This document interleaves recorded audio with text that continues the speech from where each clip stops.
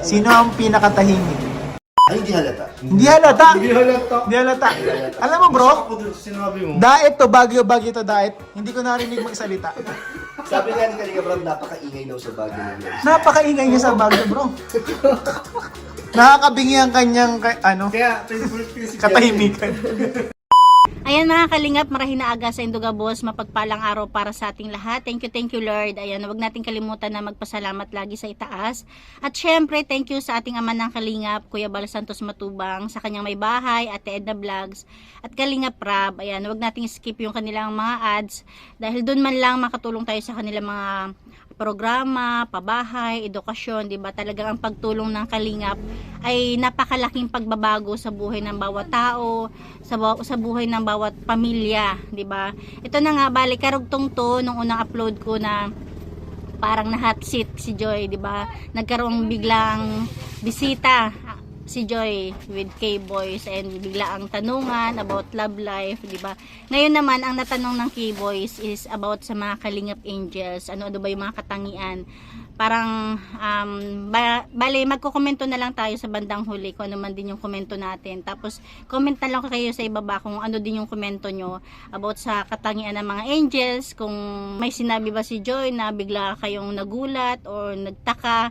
Ayan, re-reaction na natin yan. Ito, keep on watching. Actually, diba, close din naman kayong lahat. Pag lumalabas kayo, no? ng angels po.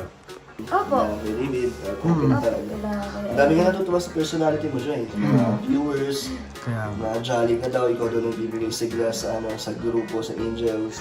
Kasi mahihain yata yung mga angels, no? Mahiyain. Pag sa camera. Pag sa camera. Pag kaya kayo din, makukulit. Okay naman. Ayun, di ba? Sabi ni Joy na sa camera lang naman. Ako sa tingin ko ganun lang din eh. Talagang may mga katangian silang hindi natin nakikita na hindi naman masama, 'di ba? Kasi kanya-kanya naman talagang katangian. Pero hindi ibig sabihin na mahihain sila sa camera is ganun din sa personal. Meron sigurong talagang camera shy lang talaga. Sino yung pinakamakulit sa Angel? Si Rose Ann. Talaga? Mga Rosa ang pinakamakulit. Parang hindi halata kay Rose. Ito kay Rosan, hindi nakakapagtaka kasi talagang pansin naman natin na makulit, 'di ba? Pero hindi ba ikakaila na nung una pa lang si Rosan, 'di ba? Mahihain din siya, nahihiya rin siya, pero habang tumatagal, unti-unti is na ilalabas niya na yung katangian niya na medyo makulit na talagang nakakapagbigay aliw sa ating mga manonood. Sino ang pinakatahimik? Si Bia. Biancy. Ay, hindi halata. Hindi halata. Ayun, maraming nagulat siguro dito kasi siguro ang ina-expect ng lahat is si Carla. Pero kung sa bagay, magkaiba naman kasi yung mahihain sa tahimik. Unang-unang pagkikita pa lang ng Kalingap Angels, talaga nakitaan naman na natin ni Kalingap Prab si Biancy ng tahimik siya, 'di ba? Pero kahit tahimik siya, ang nakakatuwa sa kanya, lagi siyang nakangiti. Tapos si Carla naman kasi is mahihain sa camera. Pero sa totoong buhay, sa tingin ko kay Carla is hindi naman siya mahihain kasi kapag natatawa or may mga nakatawang moment, talagang pumupusngak siya. kung Bicolano ko yung alam niyo yung pusngak, yung natatawa siyang pigil. Tapos buo din yung boses niya, 'di ba? Kaya pero hindi yun, yun yung sinasabi ko na sana kapag lumabas na yung, or hindi na mahiya si Carla sa camera, hindi naman siya mabash.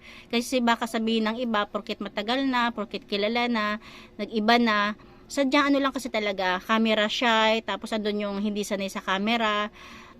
Si Rochelle, 'di ba dati okay sa kanya yung mga viewers, yung lahat naman, pero meron sa kanya ng bash na nag-iba na raw, pero sa tingin ko naman is walang nag-iba, wala siya sa kanyang nagbago, sadyang nailabas lang talaga niya yung sa totoo niya kasi nga naging komportable na siya, di ba? Pero maganda rin naman mga katangian nila, di ba? Kapag maingay, madaldal, palatawa, hindi naman pangit na pag-uugali yun, sadyang mabuti nga pag mga ganun at least nag-i-enjoy na mga Kalingap Angels, masaya na siyang ngayon kumpara siguro noon na stress sila, 'di ba? Kaya maging masaya tayo kapag lagi na silang maingay, palatawa, palangiti, palakwento. Kaya sana kung may mga angels na biglang nagbabago sa camera, naging maingay sila, palatawa, makingkoy, makingkay. Ayan, wag sanang i-bash kasi 'di ba baka sabihin naman nagbabago na, nag-iiba na 'yung pag-uugali. May mga ganun na kasi, may mga 'di ba pansin natin si Dara. 'Di ba si Dara dati talagang parang stress 'yung mukha niya, parang ang mahal ng tawa niya. Pero ngayon 'di ba, talagang na siyang gumalaw, tumawa, makipagkwentuhan. Si Joy parang may pagka-camera shy din, konti. Pero si Carla talaga yung pinaka-top 1 na camera shy. Pero kapag walang camera daw is talagang sila, close lahat. Talagang banding sila. Kaya sana is kung ano man mga pagbabago sa Kalingap Angels o kung kahit kaninong Kalingap is maging masaya tayo. Ayan, continue tayo. Hindi pa tayo tapos. Ito sa usaping tahimik. Di halata. Kaya tama, sige. Alam mo bro, Ako doon sa sinabi mo. Daet to, Baguio to Daet. Hindi ko narinig magsalita. Sabi nga ni Kalinga Brad, napakaingay daw sa Baguio niya. Napakaingay niya sa Baguio bro. Nakakabingi ang kanyang Kaya, si katahimikan. As in, kayo lang, tahimik talaga siya. Patawa-tawa lang yun. Opo, ganun. Pero pag kinausap mo na, naman? Oo, okay na po siya pag Ayun, meron kasi talagang sadyang tahimik na mas dahil habang tumatagal, nakikilala siya ng Kalingap Angels na mas dapat nga laging kinakausap kasi nga kapag hindi mo kinausap yung tahimik, parang feeling kasi nila na out of place sila. Pero pag kinausap mo naman sumasagot, lagi nakangiti, is okay yun, 'di ba? Sadyang tahimik lang siguro talaga si Beyonce. Pero at least lagi siya nakangiti ha. Ang ganda ng smile niya. Sino ang pinaka asar sa grupo niya, sa Angels? Si Joy? Ikaw nakakatay. Si Joy. Hindi ko alam. Sinong may mga asar? Ay, si Dara feeling ko lang. Si Dara, makulit? Masungit si Dara. Ay, masungit. Masungit. Kasi ate siya eh. Siya yung Ate, ate sa amin. O siya yung kumbaga- nagsasaway sa Siya yung tagasaway. Yung sungit na tagasaway. Opo. Pero siya ang pinakabata, di ba? Opo. Kaya nakakatuwa. Hala, nakakatuwa naman. Pero hindi naman nakakapagtaka dahil unang-unang kita pa lang natin kay Dara, talagang napaka-strict na ng mukha niya, di ba? Pero at least, hindi naman sungit na as in masungit. As in parang stricta nga. Dahil lumaki siyang ate, tapos parang may obligasyon, 'di ba? Kung sino pa yung bunso, siya patuloy yung parang pinakapanganay, kumilos tapos kasi niya buti nga ngayon, 'di ba? Kahit papaano hindi na katulad nung una na makita natin si Dara na talagang napaka-strict na mukha, parang ang mahal ng ngiti niya. Pero ngayon lagi na siya naka-smile. Pero adot pa rin talaga yung katangian niyang parang strict, di ba? Pero mabait. Kasi- sa kinalakihan ni Dara. Siya pala ang peace and order, bro. Siya Si Dara talagang kasi. taga-balanse. Oo. Si Dara. Siya na kasi yung nanay dun sa kanila eh. Parang nasanay na siya yung nagsasaway. Sinusaway niya kayo. Opo. Anong pakiramdam na sinasaway ka na mas bata? Sinusunod din naman siya. Opo. Tama naman. Tama naman. Yun yung maganda, 'di ba? Hindi ibig sabihin siya yung pinakabata is hindi nasusundin. Kahit siya yung pinakabata, talagang sinusunod siya dahil may respetuhan sila sa isa't isa. Hindi lang kay Dara, lahat sila nagkakaroon ng pagsunod. Si Carla, anong personality ni Carla? Parang si Rose Ann lang din po. Pero Makulit din? Makulit din po siya. Siguro maraming nagulat dito, pero hindi ako nagulat. Kasi doon pa lang sa mga una kong reaction kay Carla, talagang nasabi ko na sa tingin ko is camera shy lang. Paulit-ulit na ako sa video to na si Carla is camera shy lang. Pero sa totoong buhay is, siya, bungis-ngisin, maingay, palatawa. Kasi yun nga, pag tumatawa siya is pumupusngak talaga siya, tapos buo yung boses niya.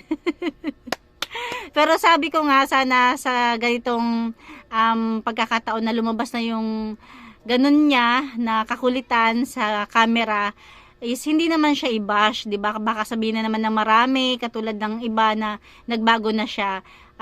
Sana nga is ipag-pray natin na mailabas niya yung talagang siya, hindi na siya mahiya, hindi na siya maging camera shy.